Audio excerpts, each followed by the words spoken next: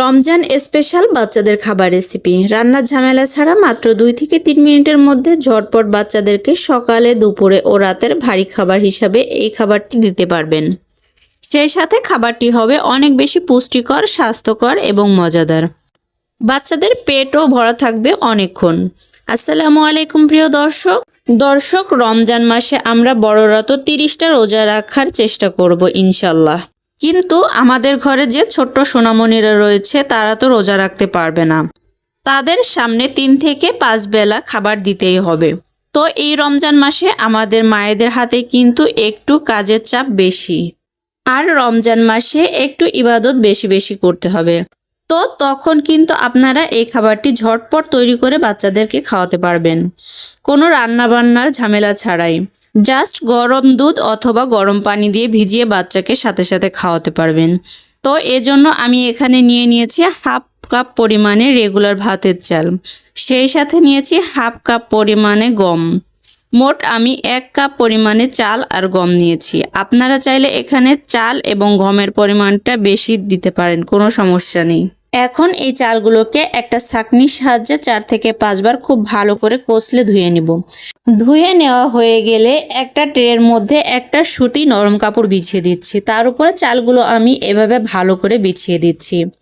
দেন একই রকম গমগুলোকে খুব ভালো করে ধুয়ে নিব এবং পাশাপাশি আমি এগুলোকে ভালোভাবে ছড়িয়ে দিব। তো এবার আমি এগুলোকে রোদে দিয়ে 15 মিনিটের মতো শুকিয়ে নিব। এতে করে চাল আর গমের গায়ে যে এক্সট্রা পানিটা রয়েছে খুব ভালো করে শুকিয়ে আসবে। এই তো শুকিয়ে নিয়েছি। এবার আমি এগুলোকে একে একে তুলে নিচ্ছি। এগুলোকে কিন্তু মিশানো যাবে না, আমি আবারও বলছি। তো যাই হোক, আমি আলাদা আলাদা বাটিতে গম আর চালগুলোকে তুলে নিচ্ছি।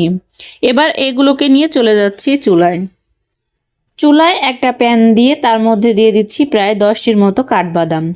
আপনারা এখানে কাঠবাদামের সাথে চাইলে কিন্তু কাজু বাদামটাও ব্যবহার করতে পারবেন। আমি এখানে কাঠবাদাম ব্যবহার করছি, তার সাথে এখানে কিছু পরিমাণে চীনাবাদামটা ব্যবহার করছি। এবার এই কাঠবাদাম এবং চীনাবাদামটাকে হালকা বাদামি করে ভেজে নিচ্ছি। যখন বাদামগুলো হালকা বাদামি হয়ে আসবে এ পর্যায়ে আমরা চুলা থেকে তুলে নিব। দেন একই প্যানের মধ্যে আমরা একে একে চাল গমগুলোকে ভেজে নিব। প্রথমে আমি গমগুলোকে ভেজে নিচ্ছি, আর এই অবস্থায় কিন্তু চুলার আঁচ মিডিয়াম আঁচে রাখতে হবে। তো যাই হোক, 5 থেকে 6 মিনিটের মতো ভাজার পর দেখবেন যে গমের কালারটা চেঞ্জ হয়ে আসছে। এ পর্যায়ে আমরা এগুলোকে অন্য একটা পাত্রে ঢেলে নিব। দেন এভাবে আমরা চালগুলোকেও ভেজে নিব। চালগুলোকেও সেম এভাবে চুলার আঁচ মিডিয়াম আঁচে রেখে আস্তে আস্তে ভালো করে ভেজে নিব। যখন চালগুলো এই যে এরকম খুব ভালো করে ভাজা হয়ে আসবে এ পর্যায়ে আমরা চালগুলোকেও তুলে নেব। যেহেতু এই খাবারটি আমরা রান্না করব না, তাই চাল আর গমগুলোকে খুব ভালো করে ভাজতে হবে। অবশ্যই খেয়াল রাখবেন যেন পুড়ে না যায়। তো যাই হোক, সবকিছুকে খুব ভালো করে ঠান্ডা করে নিয়েছি। এবার একটা ব্লেন্ডারের জারে আমি প্রথমে গমগুলো দিয়ে ব্লেন্ড করে নিব। এই তো গমগুলো খুব ভালোভাবে ব্লেন্ড করা হয়ে গেছে। এবার এর মধ্যে দিয়ে দিচ্ছি চাল ভাজাগুলো, সাথে দিয়ে দিচ্ছি এইটুকু পরিমাণে চিনি। চিনিটা একেবারে অপশনাল। আপনার বাচ্চা যদি চিনির পরিবর্তে মিশ্রি খায় তাহলে আপনি এখানে মিশ্রি ব্যবহার করতে পারবেন, অথবা চিনি মিশ্রি কোনোটা যদি না চান সেই ক্ষেত্রে আপনি কিন্তু এই চিনি মিশ্রি স্কিপ করে যেতে পারবেন। তারপর আমি হালকা স্বাদের জন্য দিয়ে দিচ্ছি এখানে বাদামগুলো। তারপরে আবারও ব্লেন্ডার লাগিয়ে এগুলোকে খুব ভালো করে গুঁড়া করে নিব। আর এই যে দেখুন এরকমের গুঁড়া করে নিয়েছি। এবার আমি এর মধ্যে গমের গুঁড়াটাও দিয়ে দিচ্ছি। তারপরে চামচের সাহায্যে গমের গুঁড়া, চালের গুঁড়া, সেই সাথে বাদামের গুঁড়া খুব ভালো করে মিশিয়ে নিচ্ছি। মিশিয়ে নেওয়া হয়ে গেলেই আমরা এগুলোকে কিন্তু এবার একটা এয়ারটাইট কাচের অথবা প্লাস্টিকের বক্সে করে ঢাকনা লাগিয়ে ফ্রিজে অথবা এমনি বাসায় যে কোনো স্থানে রেখে দিতে পারেন। এই গুঁড়াটা আপনি 20 থেকে 30 দিনের মতো সংরক্ষণ করতে পারবেন। আপনি আপনার বাচ্চাকে খাওয়াতে পারবেন, তাতে কোনো সমস্যা হবে না। তারপরও যেহেতু বাচ্চাদের খাবার, তাই আপনি একসাথে এগুলোকে তৈরি না করে অল্প অল্প করে বানিয়ে বাচ্চাকে খাওয়ানোর চেষ্টা করবেন।